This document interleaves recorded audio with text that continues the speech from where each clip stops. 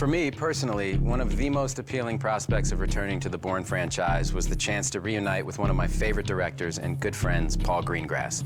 Paul's style is completely unique, and it was a lot of fun to collaborate with him once again. Take a look behind the scenes to see how Paul brought his signature style back to Bourne. It's a very special franchise. It's a much-loved character. Pre-marker. Strangers on the street will consistently ask me, when are they going to make another Bourne movie? Every airport I'm in, or every time I'm walking down a street, that's the first question. Are you going to do another one of those Bourne movies? I don't mind being followed around by Jason Bourne. I like Jason Bourne.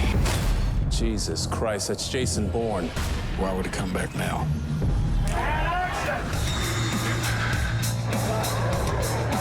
There had been rumors that Matt and Paul were going to make another one. One thing that I always said consistently was that I'd do it if he did it. You know, and every few months it seemed like we would have a Bourne conversation, but we couldn't really seem to get anywhere until about 18 months ago. The easy thing for us all to have done would have been to have turned up years ago and just done one without much thought. But I know I didn't want to do that, and I know Matt didn't want to do that, and that's why we didn't. Meet me at the entrance to the corner. We waited just because we didn't want him to make another Bourne movie before we were ready with a good story. You can only make these films Good job, guys. if you feel it for real. So you've got to be true to the character, continue to tell that story in an original way. Sorry, can I just double check? Everybody's happy with that, yeah? The things that we were most concerned with is having not just another sequel, having a change in the world that was relevant and would then inspire us into telling a new story. And the incredible relatability of Matt Damon as an actor and as the character in Jason, I think, is what gets people very excited. I heard you were hacked. Our enemies have become much more sophisticated. We had the germ of an idea that would explore Bourne a decade after we'd last seen him, explain what he'd been doing and what his state of mind was, and would propel us on a new adventure. Bourne carries the burdens of his sins of the past, so it ultimately becomes really an existential tale for him. You know, it's only a matter of time before he's going to reach critical mass. Clear to engage the target. I'm accessing CCTV now. We had to put this new chapter of the Bourne franchise into the modern world. It's on a computer. You know, Bourne kind of quickly finds himself matched against somebody who has a skill set that he isn't as familiar with.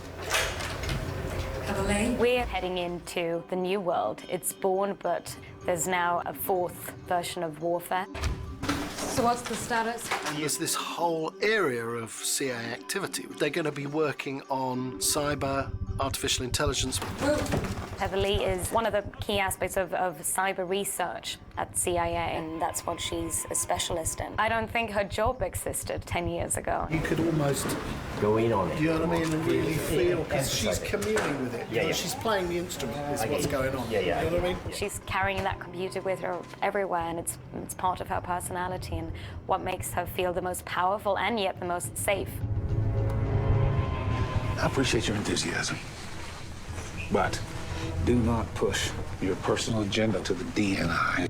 Sort of generational shift of all these young people coming in with a new skill set. They're impatient for change. Sir, does the asset know Bourne? And they're as impatient for change inside the intelligence community as they are outside in the world that we see out there. It's happened with technology and our civil liberties.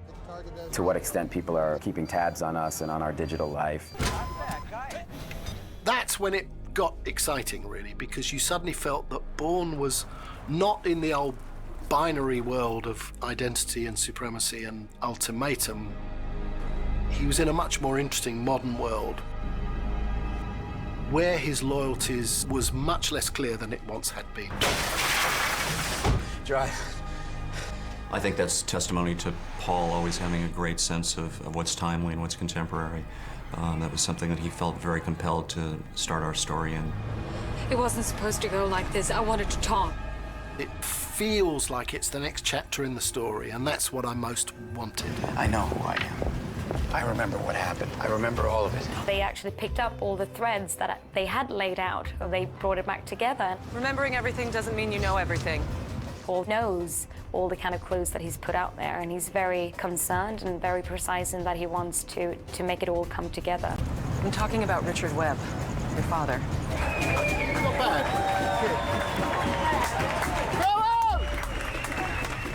Paul's style is that we feel like we're witnessing things real time. He's observing the reality as opposed to forcing a situation that he maybe imagined months ago. So he manages to be very methodical and then also very spontaneous.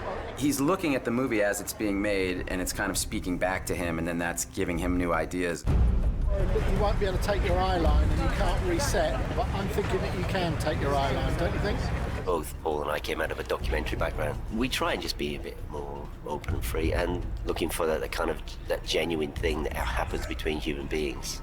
And, you know, that privileged place that a camera can be. 3, 2, 1, go. Barry and Paul have a shorthand, so Barry's like an extension of Paul in that way. He also knows when something's good and when something's real. That's what you really want with your director and your cinematographer. Coming around a little this way, yeah. He keeps the cameras in motion all the time. I've almost never seen a fixed frame. They're either handheld, they're on a slide tray, they're on a dolly, they're hanging from a bungee cord. There's a big, beautiful crane on top of one of these cars, and that thing's moving in all directions at once. He uses just about anything to keep the lens in motion. And action. It's a very special franchise to me, obviously.